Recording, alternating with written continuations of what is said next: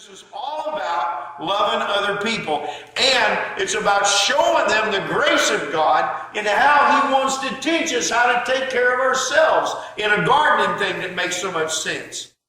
And because I know I've got so much and I've got so little time, let me tell you what the Lord taught me personally in the garden. Okay? And here's the last thing that He's taught me, and it just fills me up. It's so wonderful.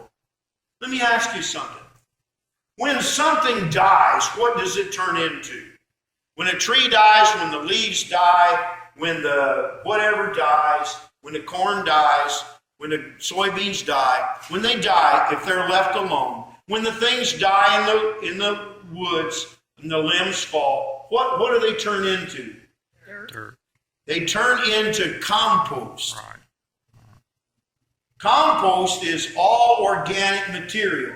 Now, dirt can have sand in it, and it can have all kind of things in it. And leaves and stuff don't turn into sand, do they? They turn into compost. They get mixed all with it. Let me ask you this. Do you know the most amazing, wonderful medium for growing anything? Compost. Right.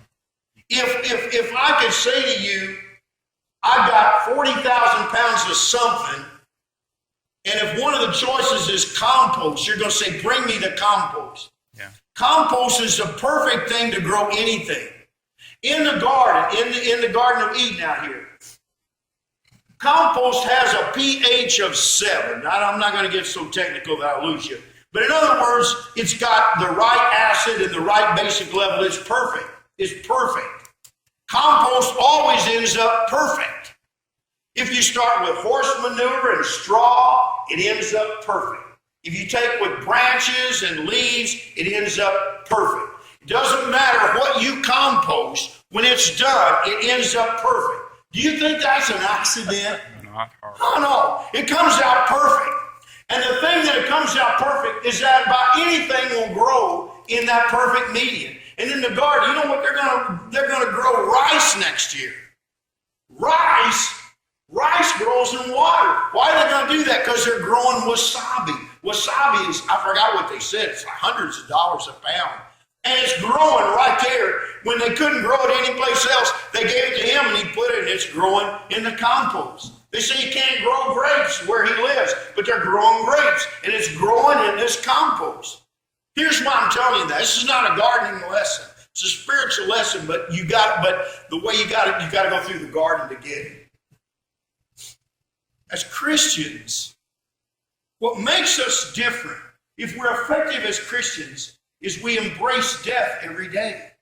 When Paul said, I die daily, it doesn't mean that somebody put him to death and God resurrects him and tomorrow it happens again. It means that he's continually embracing death. He's continually laying aside what's best for him for what's best for others. When God made compost, it's such a picture for us that the death of everything makes the perfect median for new life. Amen. That's right. That gets in my heart. Does anybody else smile at least? Yeah. When anything dies, it turns into the perfect thing to bring new life. Right. See, you getting it? Yeah. What? When anything dies and it rots, earth to earth, ashes to ashes, dust to dust. When that happens, what does it do? It turns into the perfect medium for new life. And so as a Christian, I'm forever embracing death every day. You do too. Every day I'm making choices that are not best for me. My greenhouse at home is a hole in the ground, and I don't know when it'll be more. We make choices every day. We lay aside ourselves. We lay aside what's best every day. It's a way of life for every Christian. But we do it not because we like to suffer and be one of the suffering saints. We do it because we know every time we embrace death, it brings life. It's always a trade. You never deny yourself that you're not bringing life somewhere.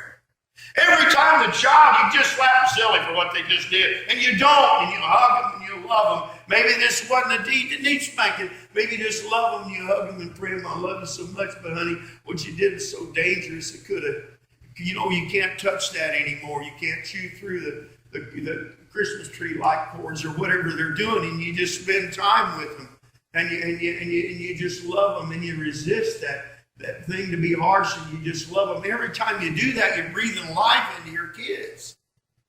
Every time they're a little bit out of line, and you don't whack them, you don't smack them, but you do it carefully and prayerfully. You deny yourself, because it's a lot easier to smack them or kick them as they walk by. That's the easiest thing to do, but you don't. You deny that. Every time you choose to deny yourself, you breathe life. The life of God is breathed every time you deny yourself.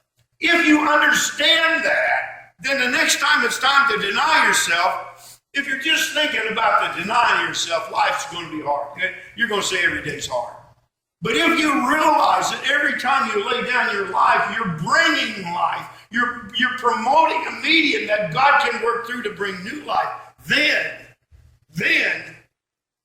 the denying yourself is not so hard. I'm not saying it's not easy. I don't know when it ever gets easy, but if it does, I haven't got there yet. We're in the highest traffic area, by the way. Everybody has to slow down, even the trucks, to make those curves. People drive by, Pastor Eric can tell you, Michael can tell you, they're driving by continually going, hey, they're doing this. I didn't even know people did that anymore. And doing high fives. And things. One guy drove around, turned around, came back to tell us how much he appreciated what's going on. What we're doing makes a difference. What we do in here doesn't make a difference unless it changes us and we take it out there. That's where it makes a difference. That's right. These people, we haven't seen them in church yet. I hope we do. Right. But our ministry's not here. This is training. Our ministry is out there. And when you get it right, when you get anything right, I'm not saying I've always got it right. God knows. I'm not saying that. But when you get anything right ever, there's such a joy, and there's such a peace, and there's such a fulfillment. I can tell you, I could be the gardener the rest of my life. If that's all I did was just garden. If you had to visit me in the garden Sunday morning because I'm down there loving people, I could do that. If that's what God had me do. Embrace death. Embrace denying yourself. Because life always comes from it, whether you see it or whether you don't.